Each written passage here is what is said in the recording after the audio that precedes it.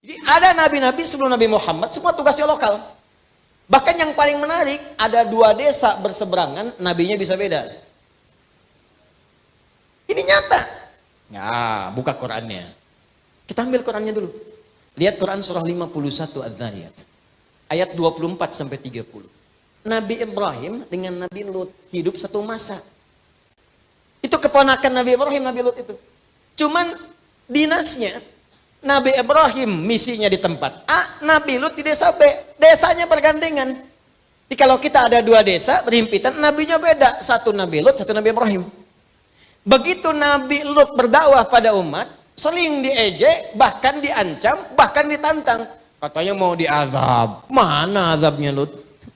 Ditunggu kemarin katanya datang azab. Belum datang juga, diolok-olok. Maka dikabulkan oleh Allah untuk dihukum umat Nabi Lut itu.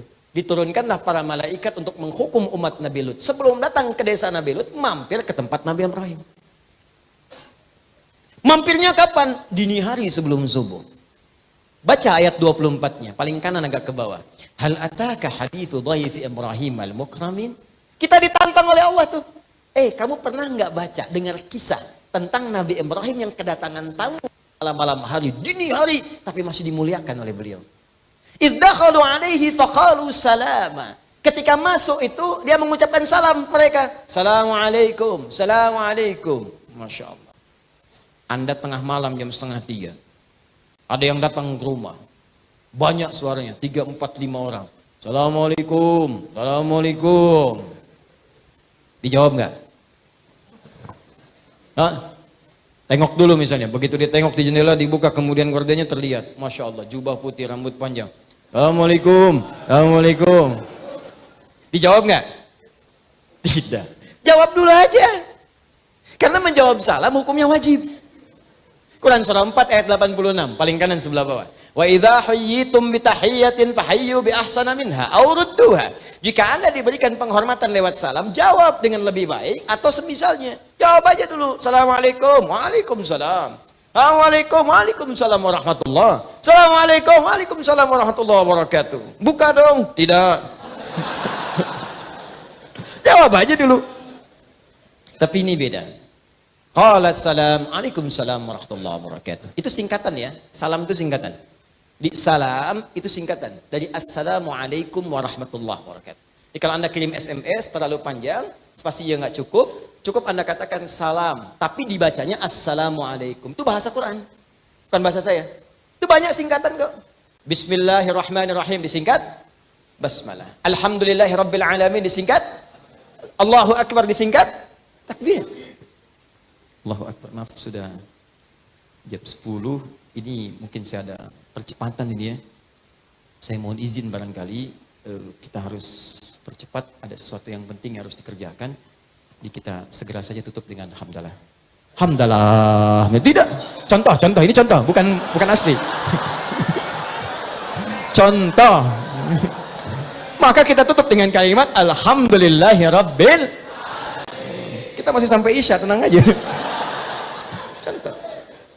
Salam juga begitu. Assalamualaikum warahmatullahi wabarakatuh. Bisa disingkat dengan salam. Begitu kemudian dibuka qaumum munkarun. Ini bukan orang kompleks ini. Bukan orang kampung sini. Kalau bukan orang dekat sini berarti capek perjalanan.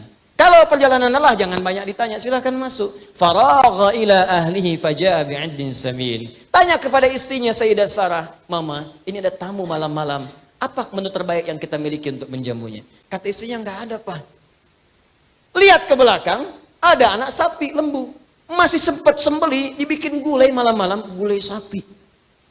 Langsung dihidangkan. Faqarrabahu ilaihim. Langsung dihidangkan kepada tamu-tamu itu. Allahu Akbar. Tamu 2:30 masih nyari gulai. Untuk dihidangkan, ini kan luar biasa.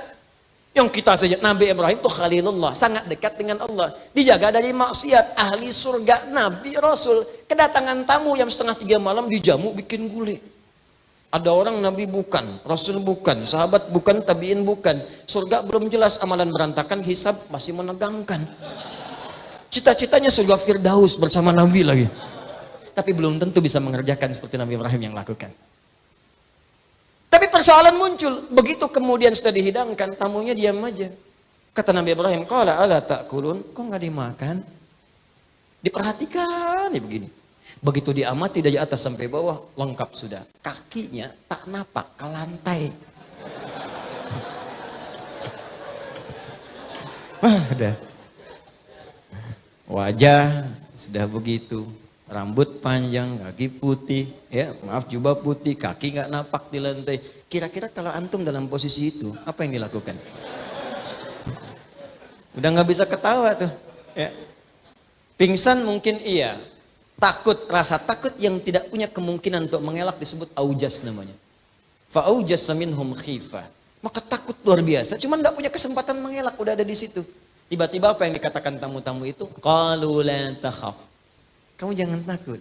Kami malaikat yang sedang menyamar. Nyamar jadi manusia, laki-laki seperti itu untuk datang ke satu kaum. Tapi karena engkau telah berbuat baik, kami cuma mampir ke sini, tapi diistimewakan oleh engkau. Maka Allah kirimkan berita gembira. Karena perbuatanmu yang tidak biasa ini, Allah berikan anugerah yang tidak biasa. Wabasyaruhu bighulamin alim. Istrinya yang divonis monopos dan mandul itu tiba-tiba diberikan anugerah berita pada saat itu akan mengandung seorang anak yang cerdas.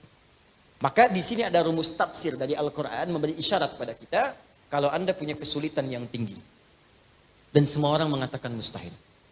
Apapun itu, entah itu penyakit, entah itu pekerjaan, entah itu sebuah kesulitan. Maka cari amalan yang tidak banyak dikerjakan oleh banyak orang. Orang tidur, Anda bangun. Orang makan, Anda puasa. Maka Allah pun akan berikan anugerah kepada Anda yang tidak diberikan kepada umumnya manusia biasa. Itu yang dimaksudkan di Quran surah kelima ayat 35. Paling kanan sebelah bawah. Ya ayyuhalladzina amanu taqullaha wabtagu ilaihil wasilah.